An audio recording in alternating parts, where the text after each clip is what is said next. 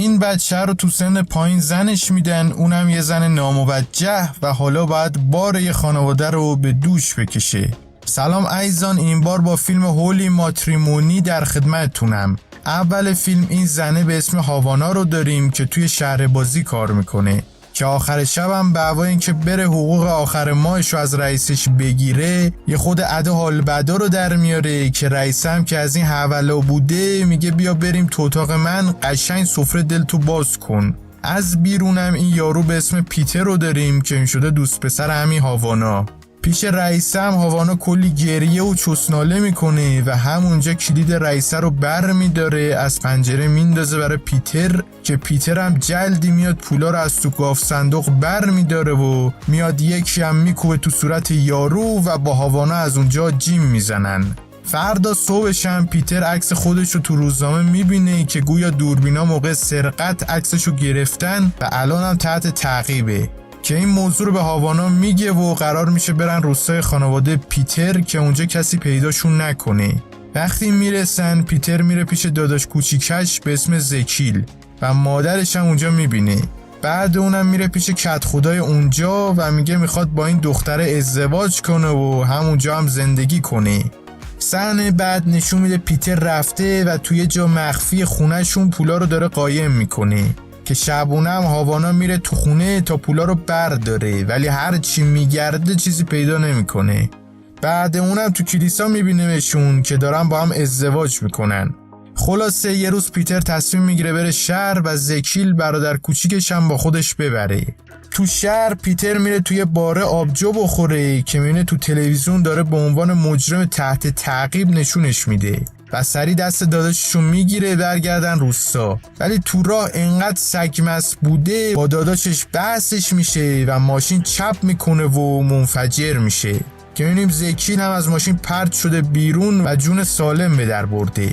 بعد مراسم عزاداری کت خدای میره پیش هاوانا و میگه حالا که پیتر مرده و تو هم از اعضای اینجا نیستی باید طبق کتاب مقدس با برادر شوهرت که همین زکیل باشه ازدواج کنی که میبینیم زکیل پشماش میریزه ولی هاوانا که دنبال پولا بوده قبول میکنه. بعدش اعضای روستا میرن به کت خدای اعتراض میکنن که چرا برای بچه میخواد زن بگیره و فلان. و در آخرم میرن کلیسا ازدواج میکنن که شبش هم بچه ها میان و به زکیل کلی راهنمایی های قبل عملیاتی میدن که بدونه بعد شب اولو چی کار کنه. فردا صبحش زکیل میره پشت در و هاوانا رو صدا میزنه با هم برن کلیسا که هاوانا میگه خوابش میاد و بدون اون بره ولی زکیل که باز اصرار میکنه هاوانا همونجوری لخ میره دم در و زکیل که بار اول بوده داشت همچین منظره‌ای میدیده پشماش میریزه و قش میکنه میفته. در صحنه بعد میبینیم هاوانا داره میگه دست پیتر یه امانتی داشته و الان نمیتونه پیداش کنه و میپرسه خونهشون جا مخفی داره یا نه. همینم میشه زکیل هم میره جا مخفی خونهشون و پولا رو پیدا میکنه که بعدم نشون میده هاوانا رو مشغول کار تو روستا کرده که اگه زن خوبی بود پولا رو بهش بده که سر همینم هاوانا ازش شاکی میشه میفته دنبالش تا آخر راضیش میکنه پولا رو بهش بده. ولی همین که زکیل میاد پولا رو بیاره همون روزنامه‌ای که عکس داداشش روش بود و میبینه و میفهمه اینا پول دزدی بوده و به کت خدا هم میگن و قرار میشه زکیل با هاوانا برن تا پولا رو برسونن دست صاحبش. خلاصه با هم راه میفتن میرن و تو روستا هم این یارو که مأمور FBI بوده میاد یه سری سوالا از کت خدای میپرسه.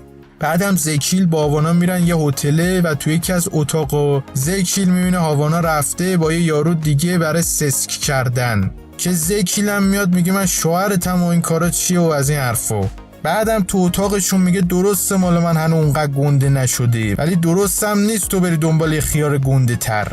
خلاصه فرداش تو رستوران هاوانا میگه بیا پول خودمون برداریم بریم یه طرفی ولی زکیل قبول نمیکنه میگه این کار درست نیست و فلان. برای همینم این دزدکی پولا رو بر میداره و بعد به زنه اونجا میسپره تا زکیل رو برگردونه روستا و گازش هم میگیره و میره.